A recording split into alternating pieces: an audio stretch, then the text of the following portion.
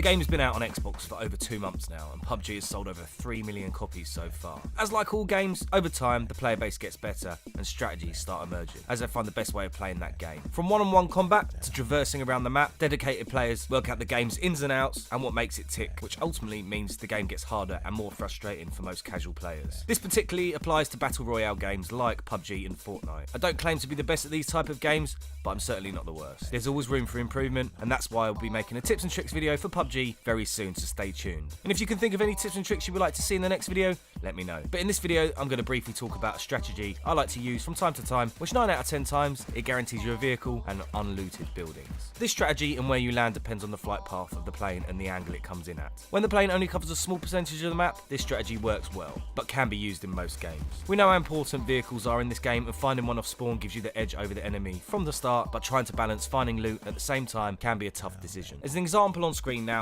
where the plane's path is flying over the bottom half of the map. Using this strategy, I would exit the plane and head north, look for an area with loads of roads, find a vehicle, and head north again. This works well, as in this example most players would have headed for the military base or Pachinki, and the towns out of jumping range will be mostly empty. Using this strategy means you are heading in the opposite direction to most players, and guarantees low number of enemy and unlooted buildings. You need to bear in mind though that other players may be using a strategy like this, so don't get complacent. Let me know what you think in the comments, and for some of you this strategy might seem obvious, but as I said, it works. Don't forget to like, sub, and tap the little bell. See you all again soon.